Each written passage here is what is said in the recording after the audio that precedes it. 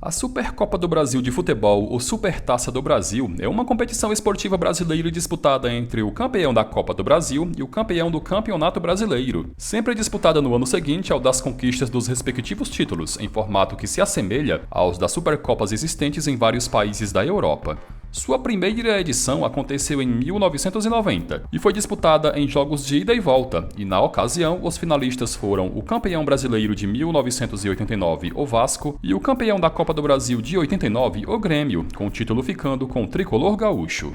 Em 1991, a Supercopa novamente foi disputada e reuniu o Corinthians, campeão brasileiro de 90, contra o Flamengo, campeão da Copa do Brasil de 90, e a final de jogo único foi ganha pelo Alvinegro em gol do craque Neto.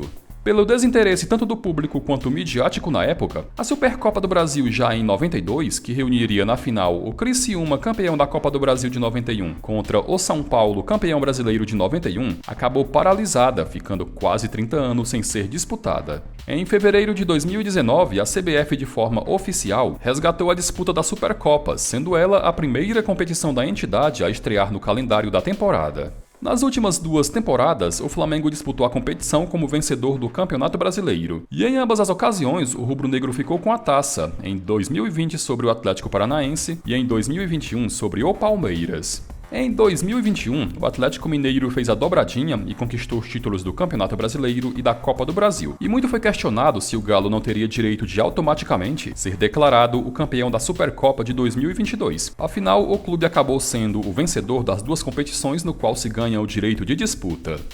Entretanto, como diz no regulamento da Supercopa, caso a mesma equipe seja vencedora tanto da Copa do Brasil quanto do Campeonato Brasileiro, o vice-campeão do Campeonato Brasileiro é quem herdará a vaga na disputa da Supercopa, já que tem muita coisa envolvida, como patrocínios, direito de transmissão, bilheteria, dentre outras coisas. O vice-campeão brasileiro de 2021 que herdou a vaga na final da Supercopa de 2022 foi o Flamengo, que pelo terceiro ano consecutivo e pela quarta vez na história irá disputar a final da competição.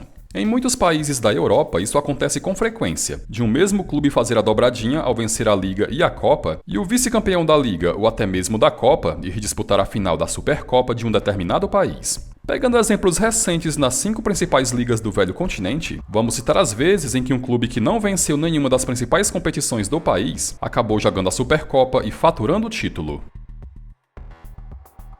Na Alemanha, quem vem anualmente sendo campeão da Bundesliga é o Bayern de Munique, que na atual temporada pode ser campeão alemão pela 10ª vez consecutiva. Na temporada 2012-2013, o Bayern venceu tanto a Bundesliga quanto a Copa da Alemanha. E na final da Supercopa da Alemanha, o adversário enfrentado foi o Borussia Dortmund, que herdou a vaga graças ao vice-campeonato na Bundesliga.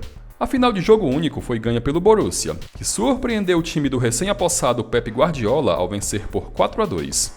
Em 2013 e 2014, a história se repetiu, com o Bayern fazendo a dobradinha ao ganhar a Bundesliga e a Copa da Alemanha, e o Borussia Dortmund se classificando para a final da Supercopa, graças ao vice-campeonato na Bundesliga.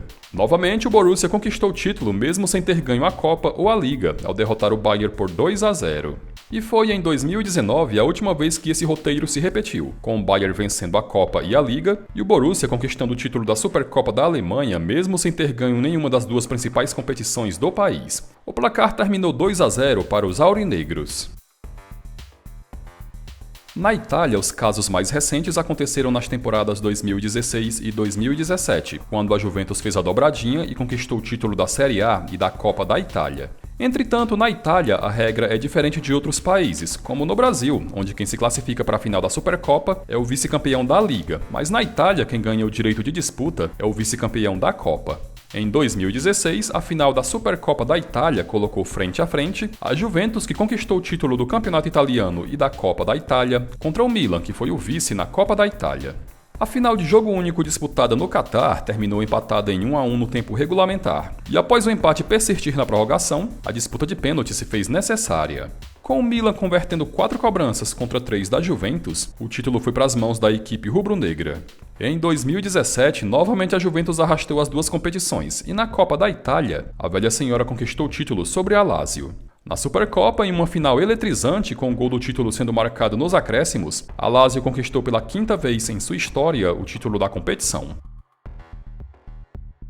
Na França, também temos dois casos que aconteceram nesse século. O primeiro em 2008, quando o Olympique Lyonnais, ou simplesmente Lyon, conquistou os títulos da Copa da França e do Campeonato Francês. Para a final da Supercopa da França, o vice-campeão francês, o Bordeaux, foi quem acabou herdando a vaga, e em final de jogo único, o clube acabou derrotando o Lyon nas penalidades após um empate de 0-0 no tempo regulamentar. A segunda vez que o vice-campeão da Liga herdeu a vaga e abocanhou o título da Supercopa da França foi em 2011. O Lille foi o grande campeão tanto do campeonato francês quanto da Copa, e na Liga o vice-campeão que ganhou o direito de disputar a final da Supercopa foi o Olympique de Marseille. Em um jogaço para lá de movimentado, o Marseille conquistou a Supercopa ao derrotar o Lille por 5-4. Na Inglaterra, em apenas uma ocasião no século XXI, foi quando um clube que não venceu nem a Premier League nem a Copa da Inglaterra abocanhou o título da Supercopa, e isso aconteceu em 2010. Na temporada 2009-2010, o Chelsea do técnico Carlo Ancelotti venceu tanto a Premier League quanto a Copa da Inglaterra. E na Premier League, o clube terminou com apenas um ponto de vantagem em relação ao vice-campeão, o Manchester United. Seguindo o regulamento das Supercopas espalhadas pelo mundo, o vice-campeão da Liga, o United, foi quem herdeu a vaga na final, e o título sobre o Chelsea foi ganho após vitória de 3-1. E por fim, fechando os exemplos nas 5 principais ligas do futebol europeu, vamos citar os casos que aconteceram na Espanha nesse século, e de início vamos lá para o ano de 2015. Naquela temporada, o temido Barcelona de Luís Henrique e do trio MSN formado por Messi, Suárez e Neymar conquistou quase todos os títulos que disputou, e o único que ficou em falta foi o da Supercopa da Espanha. Campeão da La Liga e da Copa do Rei, o Barcelona era disparado favorito a conquistar o título sobre o Athletic Bilbao, que herdou a vaga graças ao vice-campeonato na Copa do Rei. Entretanto, de forma surpreendente, o Athletic faturou a taça com direito a uma impiedosa goleada de 4-0 no jogo da ida. A partir de 2020, a Supercopa da Espanha teve uma radical mudança em seu formato, permitindo não apenas a participação dos campeões da La Liga e da Copa do Rei, mas também dos dois vices nas respectivas competições, totalizando 4 participantes. Em 2020, disputaram o campeão da Copa do Rei, o Valência, o campeão da La Liga e vice na Copa do Rei, o Barcelona, o vice da La Liga, o Atlético de Madrid, e o terceiro da La Liga, o Real Madrid, que herdeu essa vaga devido ao Barcelona ter vencido a La Liga e também ter sido finalista na Copa do Rei.